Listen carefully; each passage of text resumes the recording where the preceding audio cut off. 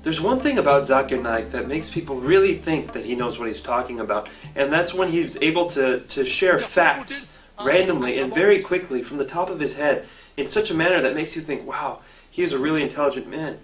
But a friend of mine sat down and went through a 5-minute talk of his once, and in that 5 minutes he was able to make over 25 mistakes.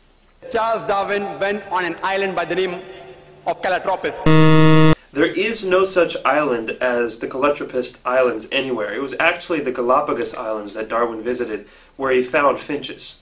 And there he found birds pecking at niches. These finches do not peck at niches, as Naik says. They lived in separate ecological niches.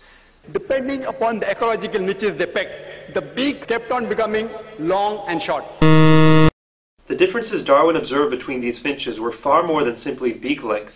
They included differences in color, size, mating behavior, songs, and preferred food. This observation was made in the same species, not in different species. Darwin's observations of varying beaks were made on 14 different species of finches, not just one, as Dr. Naik claims. The beak length actually did not vary within the species. Charles Darwin wrote a letter to his friend Thomas Thumpton. All of Darwin's published correspondence is printed and even available electronically online, and it contains no record of anyone named Thomas Thrompton. Charles Darwin himself said that there were missing links. He didn't agree with it. Darwin admitted that there were missing links, but that does not mean he disagreed with his own theory. He simply predicted where the missing links would be found. The reason is because that if you analyze the church was against science previously. The church was never against science. Almost all the great European scientists of Galileo's time, including Galileo, were devout Christians.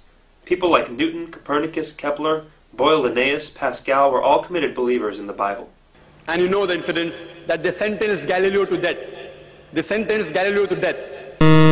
Galileo, a devout Catholic, was never sentenced to death. He was sentenced to life imprisonment on June 22, 1633, and then that sentence was commuted to house arrest.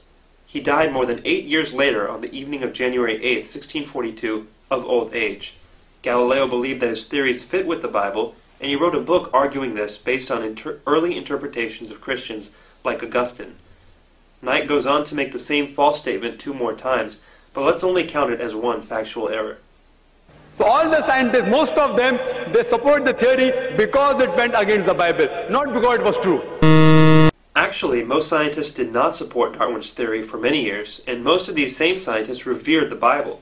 Basically, this account by Dr. Naik is a total fabrication. All the sages, Lucy, there were 4 hominids. Everything Dr. Naik says here is wrong. There is no such word as hominites. He must mean hominids. Science tells us that there are 4 hominids. There are not a mere 4 hominids. There are at least 14. First is Lucy, along with its guide Australopithecus. There is no such hominid as Dasnopithecus. Lucy was an Australopithecus afarensis, which died about 3.5 million years, the Ice Age. The Ice Age was not 3 1/3 million years ago. It was between 1.6 million years and 10,000 years ago. Then next came the Homo sapiens, who died about 500,000 years ago. Homo sapiens did not die out 500,000 years ago. You and I, and even Zakir Naik, are Homo sapiens. Then came the Neanderthal man. According to evolutionary theory, Neanderthal man was not on the direct line to modern man, but an Ice Age offshoot. The Neanderthal man, who died 100 to 40,000 years ago. Neanderthal man went extinct 30,000 years ago, not 100 to 40,000 years ago. Then came the 4th stage, the Cro-Magnon. Cro-Magnon man is the same thing as Homo sapiens, which Naik had mentioned as a different earlier species. There is no link at all between these stages. Actually, evolutionary biologists have found many examples of what they claim to be links between these stages. For example, Homo habilis, Homo ergaster, and Homo heidelbergensis. If you know of Sir Albert Georgi, who got the Nobel Prize for inventing the vitamin C. Georgi didn't invent vitamin C, he discovered it. Vitamin C is a naturally occurring substance that doesn't need to be invented. He wrote a book, The Crazy Ape and Man, against Darwin's theory. Albert said Georgi's book was not called The Crazy Ape and Man, but simply The Crazy Ape, and it was not a refutation of evolution, but a sociological commentary. If you know about Rupert Stalbert, this person wrote a new theory of evolution against Darwin's theory. Who is Rupert Stalbert? I can find no trace of anybody with that name. From the apes. If you know of Sir Frank Salisbury, he was a biologist. Naik quotes one unknown person after another. Who is Sir Frank Salisbury?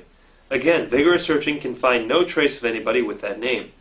But to give Naik the benefit of the doubt, this will not be counted as a factual error. If you know about Whitemeat, Sir Whitemeat. Whitemeat? Who is Sir Whitemeat?